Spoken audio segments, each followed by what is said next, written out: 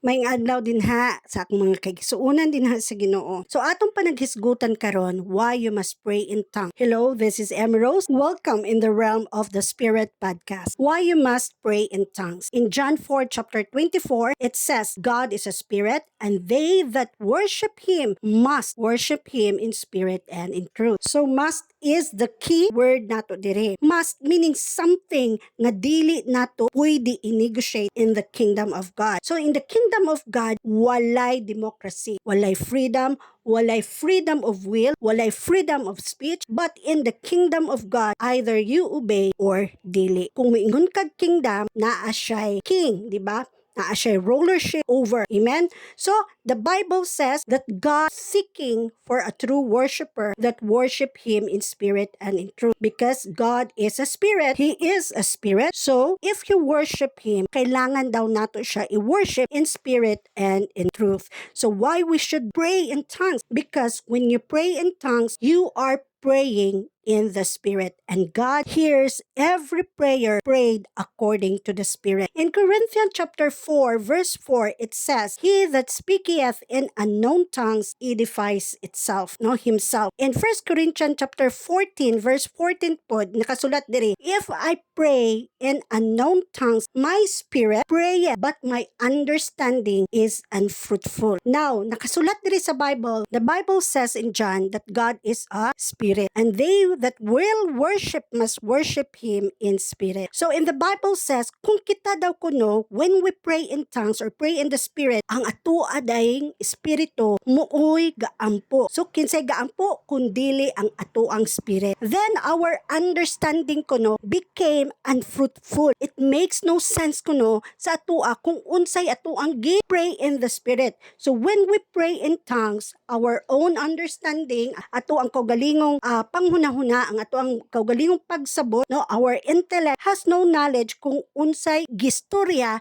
sa ato ang spirit. In other words, praying in tongues gives us distinction, naaday kunoy kalainan, no, naaday kunoy difference, naa kunoy contrast between sa ato ang spirit ug sa ato ang mind. So praying in tongues, it is a thing of the spirit, but when we pray in our own language, ato ako no kaugalingong mother language kuno, our mind can relate, no, masabtan kuno sa ato ang kaugalingong panghuna-huna, kaugalingon natong pagsabot, no. But if I speak in tongues and if I ask you kung unsa kunoy but pasabot sa imuhang speak kuno, your mind cannot understand, but our spirit knows kung unsay akong gisulti ug ang Ginoo kabalukpod kung unsay akong gisulti, no, sa iya, because the realm of tongues will transcend, no, mo go beyond kuno sa ato ang limit of understanding kuno, no, mo rise above, mo surpass kuno from the realm of understanding. So kailangan dili day nato ilimit ang ato ang own language, kay naa ko'y nadunggan, no, sa YouTube, naa ko'y nakita, and kanish gyud siya, ako agad ni siyang gina-practice, no. Dili man kumutudlo kung ako mismo wala na ako gi-practice, wala pud na ako nakita, no, ang resulta sa akong gibuhat. So when we pray kuno with our own understanding, kailangan dayta muampo sa Ginoo nga i-proclaim, i-declare nato ang word niya mismo kung unsay atong nabasahan sa iyahang sa Bible, no. Pray what is written, because when you pray what is written, grabe ka powerful gid siya. So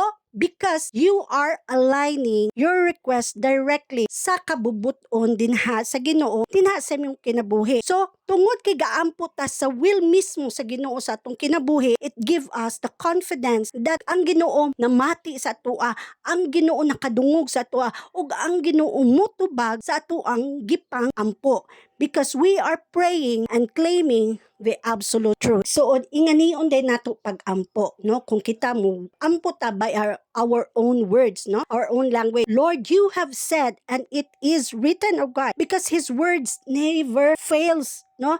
His word will not return empty and void, no. And whatever God says, iyahag yun nang i-fulfill, iyahag yun nang tumanon. Pinaagi pud ani, we are demonstrating our faith in God. It build us up, and because we are claiming, praying sa iyang mga promises nga iyang gihatag sa tuong kinabuhi, no, we are declaring his word. As we pray his word, kanipud siya toxify sa atuang thoughts, no, sa atong nahuna, mo equip sa atua unsaon nato pagkumbat sa atong doubt, sa tuang kahadlok sa fear nato, and the spiritual opposition. So when we pray the word of God, Lord, you have said and it is written, muna siya sword nato sa spirit. No, muna siya mo contradict sa mga lie o deception taning nagihunghong sa tuang mga dalunggan. And it also prevent us, our prayer life, from becoming repetitive or limited from our everyday request. So mga igsuon, importante jud kaayo kung kita i-meditate nato ang words sa Ginoo day and night hantod. No? Mura na siya ma-normalize, mura na siya gi-digest sa atuang lawas, nga mura na siya o part na siya sa atuang everyday life. But praying in tongues, mo i-defy siya sa atuang spirit. Kay ikaw dili man ka ordinary nga tawo, you are an extraordinary being. You are a spirit because God is spirit also. In the book of John chapter 3 verse 6 it says that which is born of the flesh is flesh and that which is born of the spirit is spirit. So in verse 5 it says except a man is born of the spirit, kung ikaw kuno born again, you are born of the spirit. To make things clear, wala kahibalo kung unsa din ang born again. Akong ikuan ang born again dili ni siya religion. No, born again is a Christian terminology for a spiritual transformation, meaning there is a profound, no, significant change dinha sa imong kinabuhi. Dunay makita nga kausaban dinha sa imong kasing-kasing. Receiving the forgiveness for past wrong and beginning a new personal. No, naa na siya new birth, relationship with God through faith in Jesus Christ. Naay nahitabo na nga spiritual rebirth. Kay sa una sa wala pa ta kaila sa Ginoo, no, sa wala pa tay relasyon sa Ginoo, ang atong kinabuhi ngit-ngit pa sa albatros. Latagaw pa ang imong hunahuna, ang imuhang kinabuhi, no, imong espiritu patay po. But when you meet Christ, when you surrender your life to Him and you confess and acknowledge that Jesus Christ is the Son of God, He is your Lord and your Savior, automatically become the child of God and you are now living your life abiding in the Word of God. So, mabalik ta di speaking in tongues. So, you are a spirit. No, sulti, I am a spirit. Unsaon? How? No? Na ako'y kaugalingong lawas, na ako'y lawas. How can I be a spirit? Now, the Bible says, no, if you are born of the Spirit, you are a spirit. And God seek for those that will worship Him in spirit. And the Bible says that when you pray in unknown tongue, no, ang atong espiritu, muoy gaampo sa tua. Makaguol kayo that not all Christians speak or pray in tongues. That is why daghan kaayo tag makita nga mga believer ni Christ na ilahang life defeated kayo. Because when you pray in tongues, you are in a direct communion with God who is a spirit. So this is why you must pray in tongues because God is a spirit and He wants you to relate with Him in spirit. No, kailangan daw ta mo establish og connection daw sa iyaha in spirit ko, no. And that is why He created us spirit. So you are a spirit and you can speak the language of the spirit. No, mauni siya when the Holy Ghost or the Holy Spirit comes upon you, He enables you to speak the tongues of heaven. So kailangan ta makabalo how to engage our spirit. So because we are in a warfare, our warfare, no, atong battle is spiritual. Nakabutang dito sa Ephesians chapter 6, our struggle is not against the flesh and blood, but it's against the rulers, against the authorities, against the power of this dark world, and against the spiritual forces of evil in the heavenly realm. So meaning, wala ta makig-away batok sa dugo o sa unod, no, sa tawo mismo, kundili batok sa mga daotang espirituhanong gahom dinha sa kalangitan o sa mga daotang gahom nga nagmando ni ining kalibutan sa kangit-ngit. So unsaon man nato pag-engage sa atong spirit is by praying in other tongues. And when you pray in tongue, ang ato ang pagtuo, ato ang faith mo build up the eye. So in Jude chapter 1 verse 20, nakasulat diri, but ye beloved, building up your spirit in your most holy faith and praying in the Holy Ghost. Meaning, so when we pray in tongues, it will develop the muscles of our faith. So sometimes kani si dominyo ni Satanas muabot o para mo atake sa atoa. Kay kanira ging dili ta kabalo mo wala pa na mature in spirit, dili mo pray in tongues tungod sa grabe ang atake sa kaaway sa iyang kinabuhi, ang iyang complain dili na mabangbang. Grabe gasige na siya syakit kay di na niya kaya ang atake ni Satanas sa iyang kinabuhi. No, gasige na siya hilak. Some others decided nga mag-suicide. They die for nothing because wala sila gaspend og time in developing their spirit, to build up, to edify their spirit. Mostly Christians will spend time, no more times in the things of the world. So the Bible says, without faith, it is impossible to please God. Without faith, you will never experience the supernatural. Unsaon nimo pagkahibalo kung naa ang angelic forces nakapalibot sa imo? Unsaon nimo pagkahibalo if you did not build up your spirit life, you did not edify your spirit, no? So when you pray in the spirit, you are building yourself. You are building up your faith. When you pray in tongues or pray in the spirit, you pray in line with the will of God. You are sure that you have prayed kung unsa kabubuton sa Ginoo dinha sa imong kinabuhi. No, you are sure that you have prayed the will of God. Wala gyud sayop kung kita magpray ta in tongues. In Romans chapter 8 verse 26 to 27 it says, "In the same way the Spirit help us in our weakness. We do not know what we ought to pray for, but the Spirit himself intercede for us through wordless groans." Tabangan daig ta sa Holy Spirit kung kita dili ta kahibalo unsa atong ihaampo ug unsaon nato pagampo. Ang Holy Spirit ay mismo mao ang mangyupo no manghangyo mo plead sa Ginoo alang kanato uban sa pag-agulo nga dili ikasaysay sa pulo. And he who searches our heart knows the mind of the Spirit, because the Spirit intercedes for God's people in accordance with the will of God. Kung ang Diyos nga nasayod sa atong kasing-kasing, no,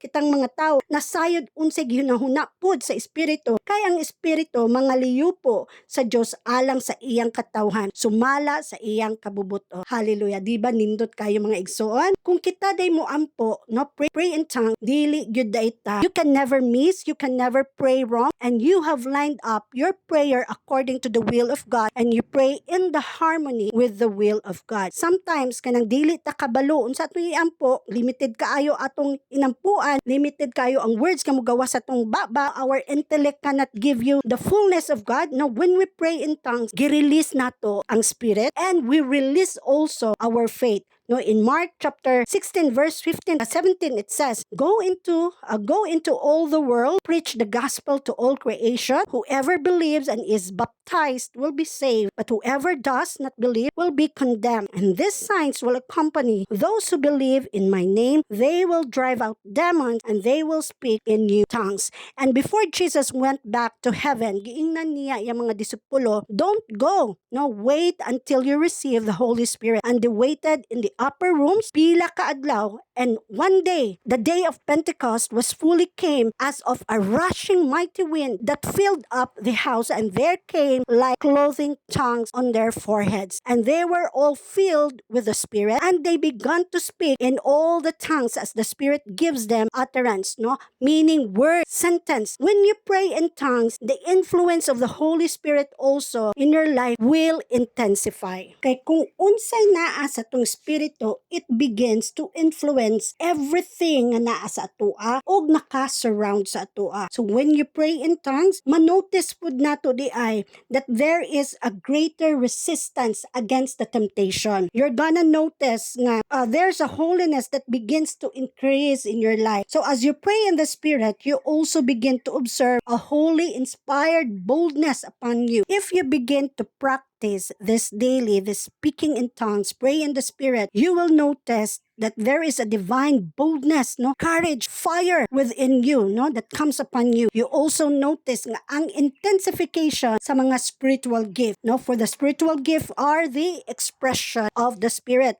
Like for example, the gift of prophecy, mas mo sharpen pa siya. The gift of healing, the gift of discernment, no, mo sharpen gyud ni siya, and the supernatural becomes active around you. So you begin to hear the voice of the Holy Spirit with greater measure with confidence and clarity. So you can hear the whisper of the Holy Spirit dinha sa imong kasing-kasing, because as you pray in tongues, it is cultivating an awareness and in a responsiveness to the voice of the precious Holy Spirit. So kung mubasa po daw kuno ka og pulong sa Ginoo, ang revelation kuno begins to flow. No, maybe no stuck ka, dili ka kasabot, magsigila ka balik-balik, no, di ka kasabot sa imong gibasa, no, reading the word of God. But when you practice praying in tongues every day, ang revelation niya dali ra kayo makasabot ayon ka. No, mura pa kag when you practice in tongues, revelation will pour out like a river, and you begin to see the truth and how you need to apply them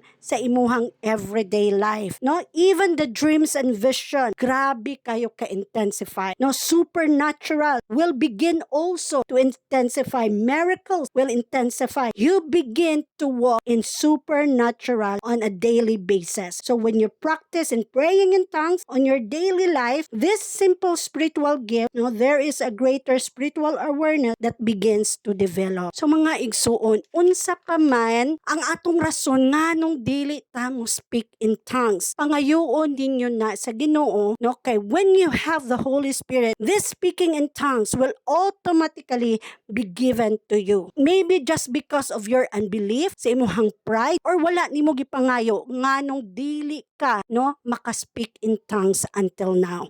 So God bless and have a nice day.